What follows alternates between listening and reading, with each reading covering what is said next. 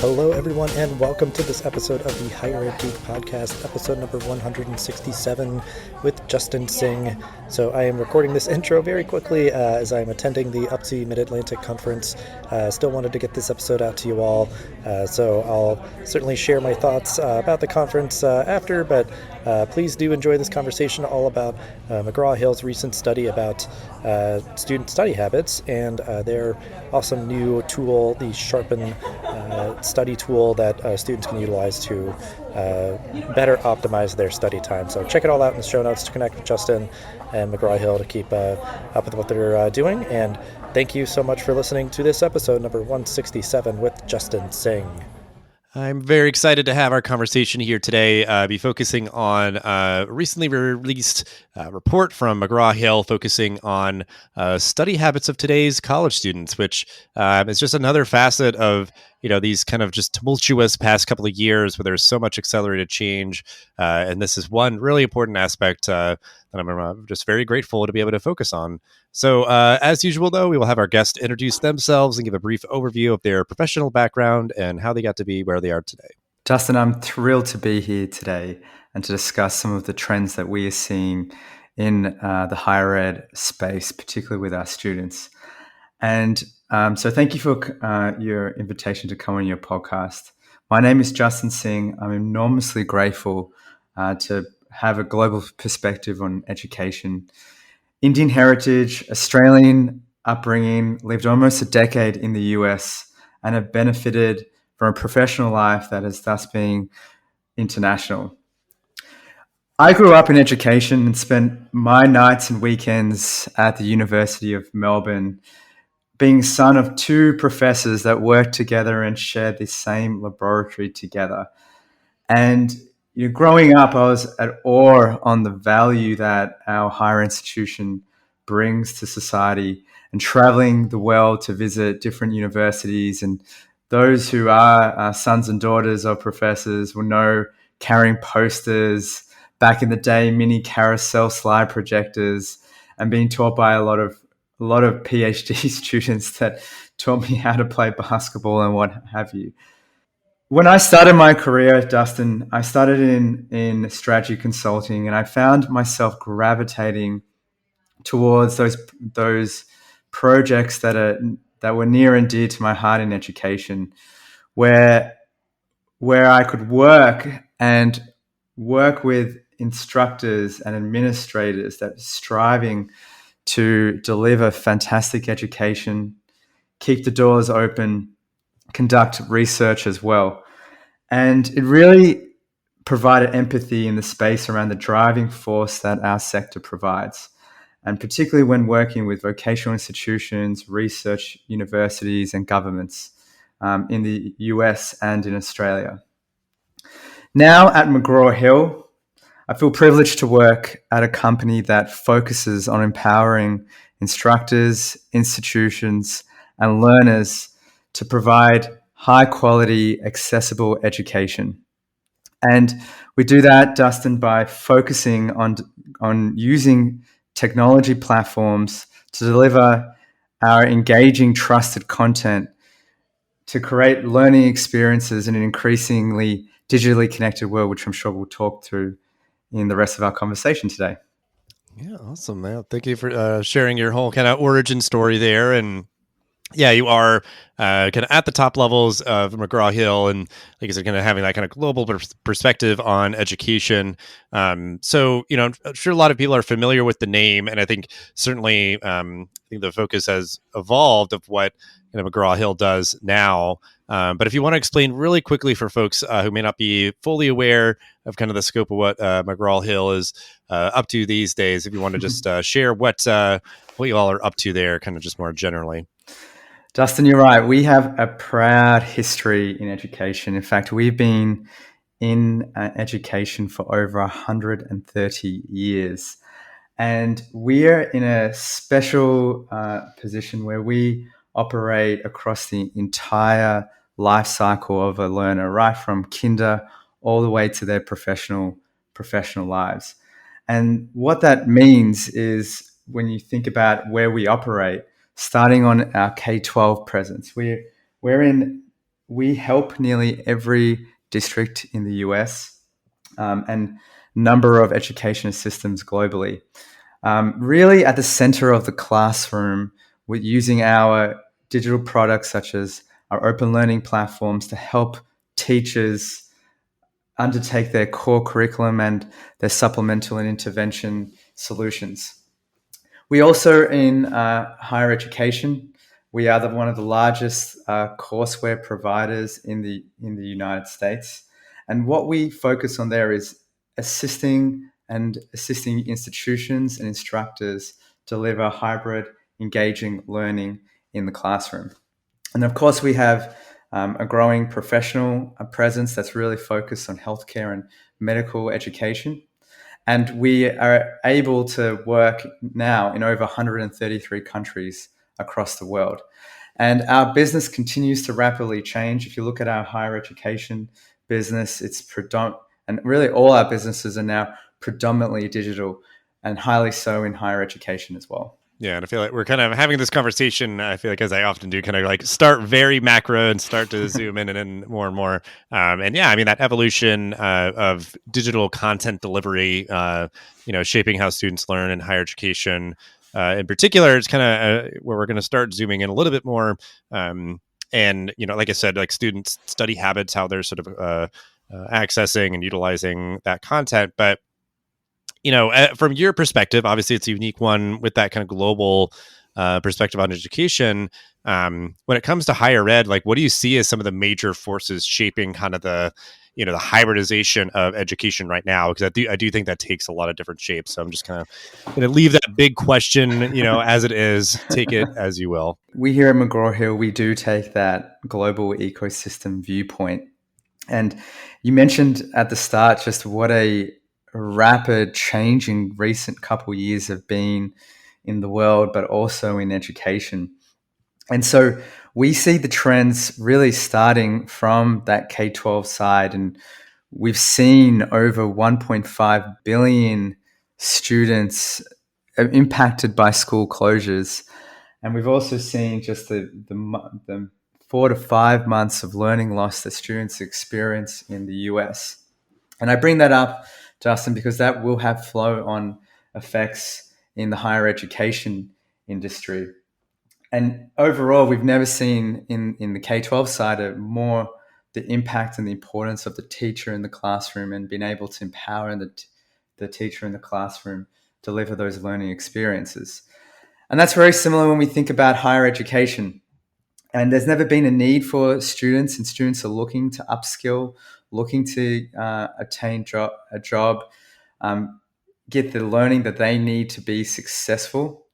But they're navigating this new world, and so are faculty as well, as they look to deliver those fantastic experiences in that ever-changing hybrid learning classroom that is evolving across all the sectors that we see and we look at.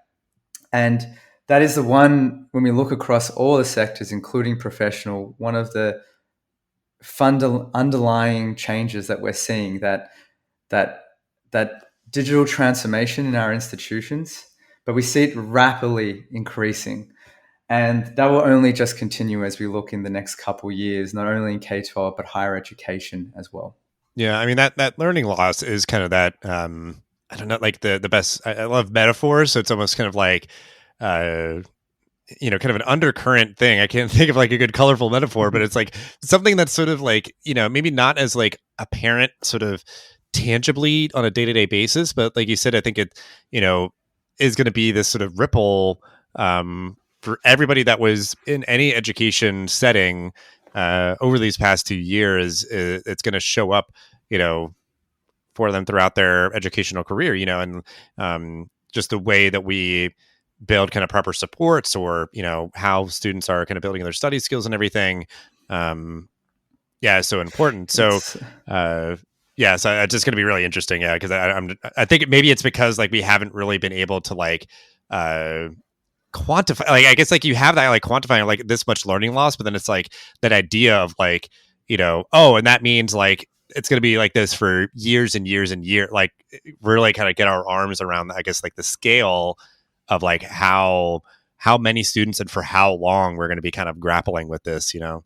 It's such a good point, Dustin. And what's ultimately most important is that we are able to meet students where they're at and deliver learning in the way that helps them stay engaged and focused. And in fact, Dustin, the way students, if we hone in on higher ed, as you were saying, taking the macro view and now going towards higher ed, we've seen the way that students are studying are changing as well. Even pre-pandemic, we're constantly, listening to millions of students that we serve and hundreds of students, every month. And pre-pandemic, we were seeing changes in their study behaviors, moving, supplementing what they were learning in the classroom with different types of tools, also taking more self-directed learning approaches. So, the approaches that help them stay motivated, help them address that feeling of lack of time or being intimidated by their studies. And then, of course, Dustin, to your point, the pandemic came and just accelerated shifts in the way students were studying. In fact, as we did a survey with Morning Consult, and what we found was that 74% of students have changed the way that they've studied in the recent years. And in fact, a number of them are increasingly telling us that when they sit down to study, they overwhelmingly regularly feel stressed. They regularly feel that they feel tired. They don't feel like they're in the mood to study. And that overarching feeling of intimidation. And we are seeing students increasingly look to other forms of media to consume learning content. So we also learned that 78% of students are regularly going to social media to engage and consume content. In fact, Dustin, 19% are spending over 6 hours per week searching and looking for content. And of course, there's nothing wrong with doing that. We all are consuming content in different ways, whether we're making FaceTime calls, we're looking at our metrics on our phone. At the same time, however, students know, and we innately knew, in fact, 88% of students know that they can't entirely trust the platforms that they're increasingly going to. In fact, faculty see that as well. And they see that, there's that gap between the way that students are increasingly looking for supplemental resources to enrich their higher education experiences. However, with that trusted content they're looking to find. Yeah, that's fascinating. And I think like this conversation makes me think of two things. Like one where like, in the absence, kind of like in a vacuum, we like desperately seek to fill it. So like if we don't have what we think we need or want like available, then we'll, just seek it out somewhere. And, having that very self-directed learning experience. And especially over these past 2 years where like we were all dealing with a global pandemic and had a lot of stress and other, demands on our time and energy and everything. So it just would be tough for instructors and stuff to be able to maybe give as much attention or, have TAs be as available or something. But then like the idea of, growing up with YouTube and now certainly like TikTok, where there is just such an abundance of content and they're spending a lot of time on there and looking for answers there, with then spending so much time searching for information. Like I think it is such a like abundant resource, but it's likely not very efficiently kind of categorized, easily searchable. So it's just like somewhat of a inefficient way. And with everything that's going on, normally for any learner nowadays, it's like I've just always found that time is the enemy. Like they have very little time, so we need to optimize that time that they do have in order for them to be, as successful as possible with their studies. Exactly. We hear from students. We hear from students that they want to be successful, they feel time poor, and they're multitaskers. And we hear loud and clear from students. They might be going into a Zoom lecture that typically is an hour long, or they've gone into classroom and they leave that classroom. And we've all been there, right? We're walking out of that classroom, and now, as you mentioned, we have that abundance of information at our fingertips, and that's where they're starting to look at tools such as TikTok and looking for information in such platforms, or having that feeling, right, when you sit down on your desk. And we heard time and time and time from students, the hardest part of studying is just getting started. The feeling that you're opening hundreds of tabs on your browser, just being lost for hours, and then finding content that may or may not be relevant to your studies, and ultimately is not an efficient use of time for the student, and also for their experience, as they need to transverse what is a experience for them, not only for learning what's in their class, but also the experience that they get through higher education.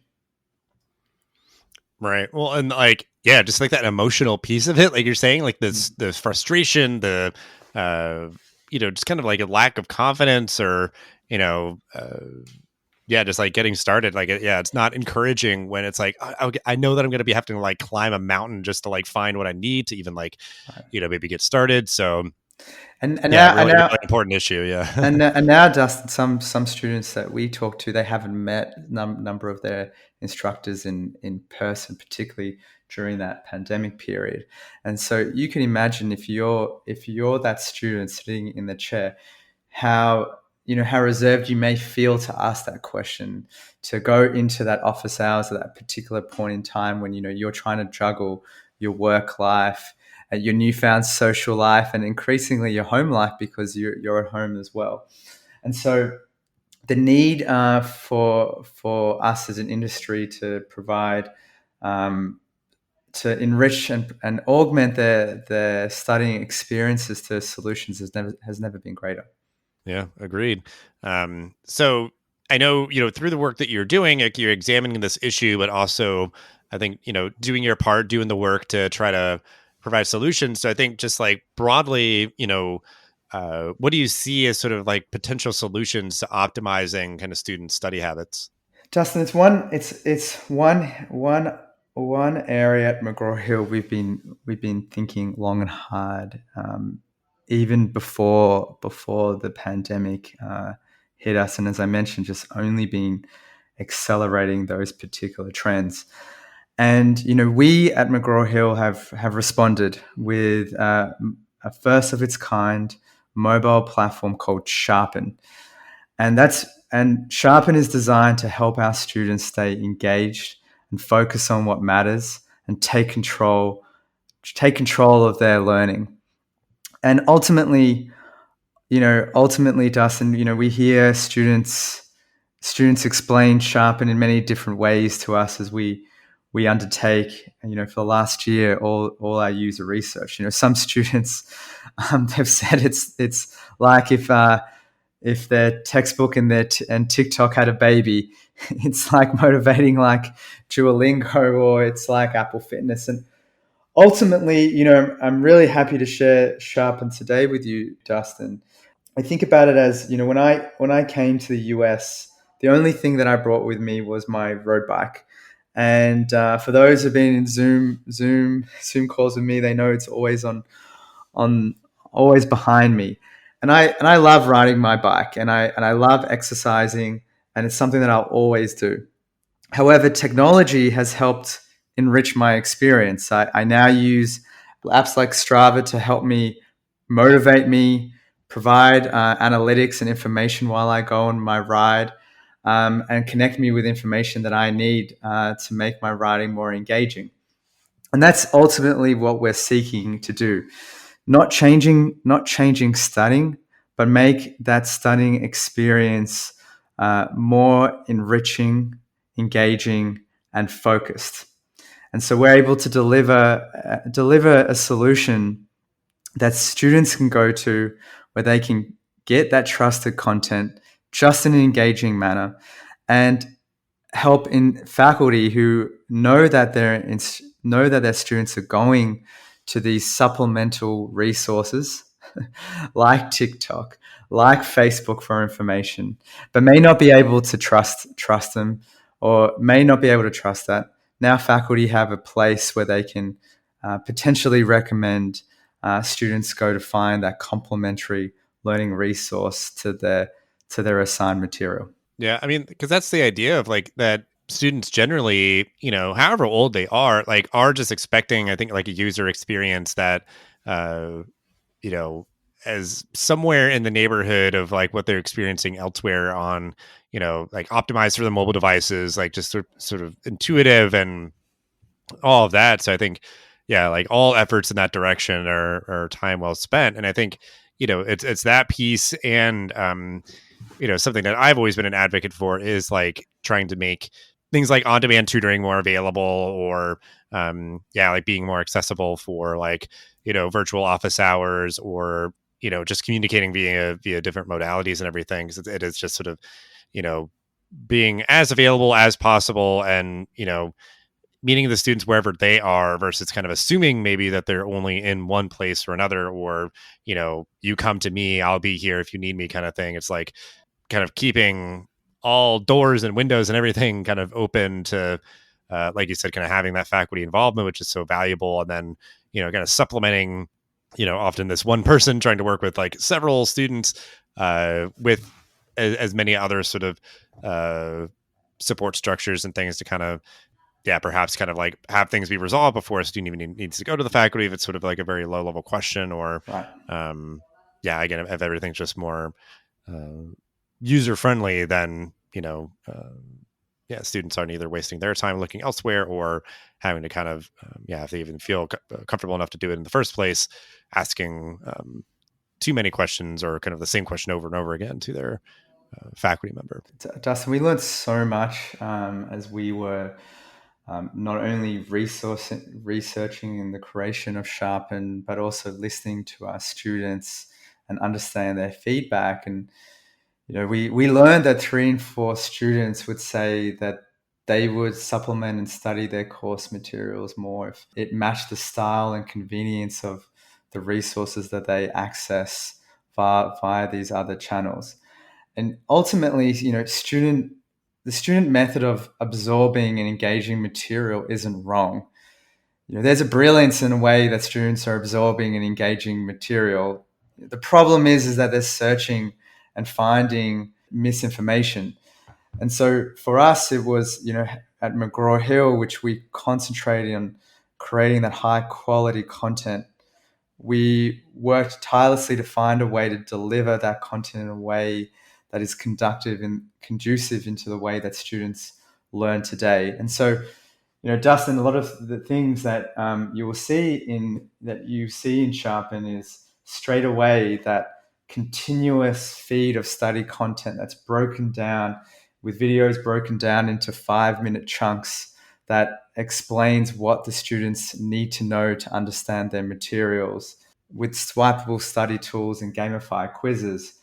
Ultimately, Dustin, the way we did that was, using that learning data that we had, billions of learning data that we had, and we could see where instructors were assigning particular, what we call learning objectives. So particular parts of the content that they were trying to ensure that students were succeeding in, and where students were struggling. So we could see that. And what we're able to do through working with our students is to deliver that in a bite-sized format that meets them where they are and ultimately provides an engaging experience. So within 20 minutes, they can feel confident in learning a particular part or a particular chapter that they need to understand in the title that they're learning. Well, yeah. And I mean, I think that, anymore is just embodying like good instructional design principles, and if it's like, okay, like you do your part, like building out the course in your LMS, and then like, know that we are, creating the content in a format and delivery, platform that just embodies best practices and everything. So like, bringing that into any course that a institution is sort of propping up in their LMS, it just sort of, almost kind of superpowers it or something, like they don't have to kind of figure out how to maybe do all that stuff themselves. So I think that is that is pretty great to hear. Just knowing, like, that, yeah, it's just good, instruction design imbued into that. So, um, and I guess to just kind of like put like a bow on this as well. Like, I think we've kind of mentioned it in passing a bit, but like, you know, especially for today's learners or increasingly adult learners, they're balancing a work life, home life, and everything. Why do you think this topic is so important for student success? Like, sure, yeah, I mean, somebody who'd be like, okay, cool, they're going to save a couple hours a week studying or something, like, big deal. And it's like, no, I think it's a pretty big deal, especially for the students who are coming into higher education who are looking to get, more value out of their experience and kind of uplift their life and everything. So I guess, yeah, just what's your kind of perspective on like why this topic is so important? It's a huge deal. It's a huge deal, Dustin. At the end of the day, students want to be successful in their learning, and in whatever their goals are that they're trying to achieve.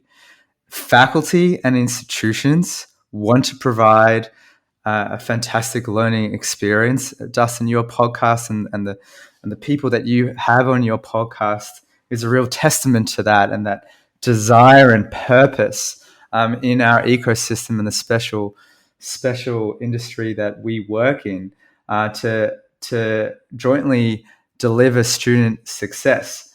And we see innovation all around in higher education institutions and faculty as well, in the way they really have one pivot foot in that real core mission in terms of providing learning, but seeking to provide different ways that are meeting students where they are today.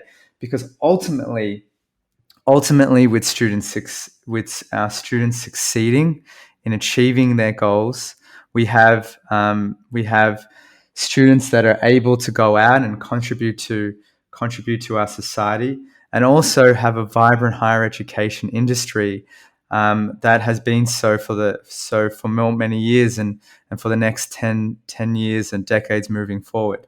So an incredibly important area. We all know the challenges that are facing our industry, whether it's retention rates in the industry, whether it's students that are opting to stay out, both of higher education, or potentially even the workforce itself. And so the ability for us to help them learn, provide them relevant and trusted learning experiences, is what's going to really help define the next couple of years and success of our sector moving forward. Yeah, I love it. Through all this work, I'm sure there's maybe a lot that was contributing to your perspective on this issue and to the best strategies, to confront it and everything. But yeah, we always just like to give a moment if you have any resources that you'd like to share, your own or others, that we can include in the show notes. Yeah, we here at McGraw, we increasingly have that and believe there's a lot to learn from other industries around us as well. And so a podcast and a newsletter that I enjoy reading is Ben Thompson's newsletter called Strategically. I've been reading that for a number of years, and really interesting in terms of seeing how ways content and the way it's been delivered has been changing in different industries, whether that is social media, whether that's gaming, alike, and now increasingly education. So fantastic resource to check out, and he also has a podcast that folks can listen to as well. Perfect. Yeah, I always love something a little outside of education, but there are often many examples like that that have very applicable, leadership lessons and things to learn. So, yeah, we'll include that for folks to check out, as well as everything that we've talked about in this episode as usual. But so we will end as we always do, though. Just give you the floor. You've already shared so many great insights, but please do share any final thought or call to action that you might have to end the episode with. Dustin, there's never been a more vibrant time to be in higher education. I've never felt more excited, and very much so because we've never had We've never had the tools at our disposal to enrich what has always happened in our institutions, and that's delivering high quality learning. And so as we look over the next couple of years, we are just so excited to see and to be part of that overall sector transformation journey. Sharpen that we discussed today is just one example, but there are so many examples of innovation going on in our sector. And that's just a real big takeaway that I think gets lost in a lot of the media that's happening around education today. Yes, I share your optimism and the value of everything kind of contributing, doing its part to help better the experience of students. And so I think, it is a good time. I think there's so much potential, and we'll have some headwinds for a while, but I think, our fortitude to get through them and make sure that students are still getting the experiences they want out of higher education.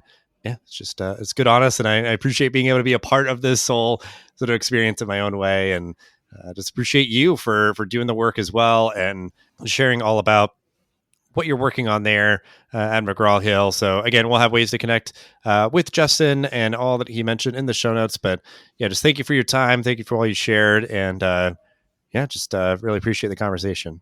Thank you, Dustin. Thank you for having me on today. Thanks for listening to this episode of the podcast. Make sure to rate, review, and subscribe so you never miss an episode. Thanks again for listening, and we'll see you in the next episode of the Higher Ed Geek podcast.